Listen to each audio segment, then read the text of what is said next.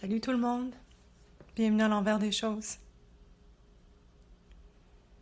Alors aujourd'hui, j'ai pas de thème. J'ai juste envie de m'exprimer à partir de mon ressenti et voir ce qui va émerger au fur et à mesure. Je ressens de la tristesse aujourd'hui. Et comment je le sais? Je le sais par certaines sensations physiques, entre autres un serrement dans la gorge, une espèce de contraction au niveau du cœur. Et je vois que c'est associé, entre autres, et il n'y a probablement pas juste une source, mais c'est associé à la nouvelle de l'attaque au couteau qui a eu lieu dans mon ancien voisinage de Nord-Vancouver. Alors, j'ai lu la nouvelle hier dans la presse. Il n'y avait pas d'image, mais mon mental s'en est fait. Alors, j'ai revu l'ancien voisinage où je me baladais, la bibliothèque devant laquelle l'attaque aurait supposément eu lieu, cette bibliothèque où j'ai donné des ateliers que j'ai fréquentés et tout le centre commercial autour aussi où j'allais faire les courses. Donc, je revois ces images familières, ou en tout cas qui d'un endroit familier. Et sur ça,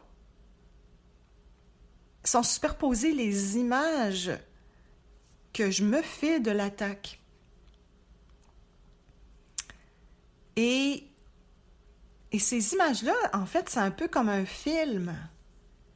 Je suis assise chez moi, dans ma chaise, et il y a un film qui se déroule dans ma tête. Alors, j'ai la nouvelle, et là, il y a le film de l'attaque, de ces anciennes images, de ces anciens souvenirs. Donc, tout ça se mélange. Et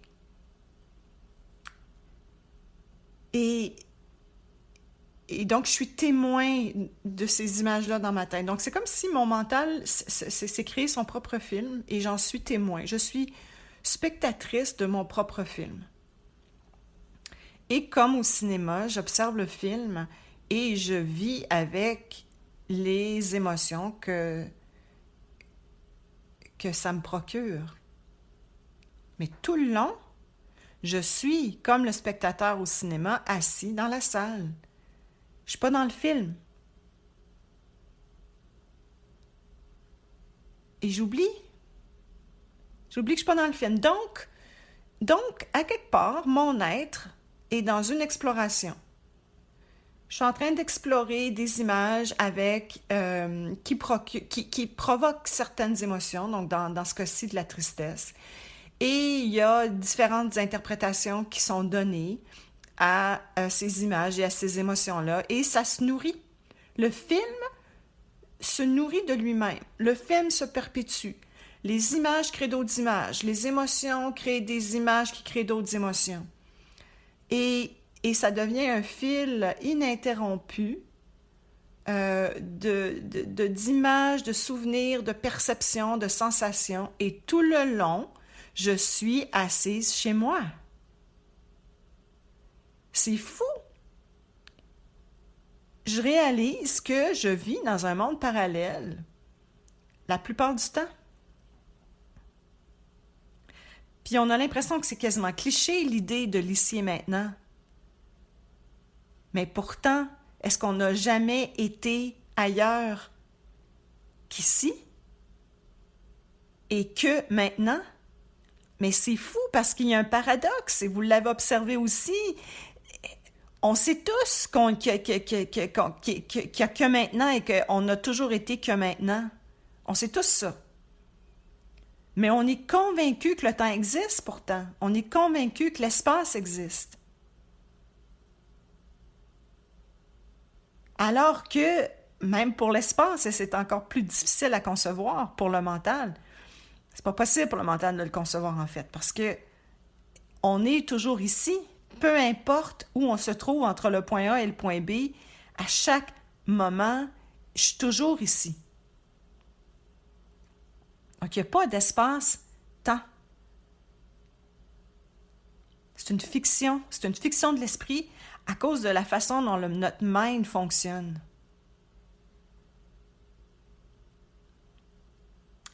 Donc, ce qui est fascinant à observer, c'est qu'on est le ciel. Pour utiliser une analogie, on est le ciel et les nuages nous traversent. Donc, les nuages, et peu importe, c'est des nuages blancs ou des nuages noirs, ça peut être totalement vide comme totalement compact. Aucune importance. Donc, tout nous traverse. Les pensées, les émotions qui sont en fait les émotions des sensations physiques. Mais il faut s'y arrêter, il faut avoir ralenti la cadence, il faut s'être assis avec une émotion, par exemple, pour vraiment comprendre ce que c'est, pour en faire l'expérience directe. Qu'est-ce qu'il y a une émotion vraiment quand on s'y arrête? Mais non, on ne veut pas. C'est trop inconfortable pour la majorité d'entre nous. Donc, on ne le fait pas. Mais ceci dit, mon observation, c'est vraiment que le ciel, donc ce qu'on est en essence, parce que tout nous traverse.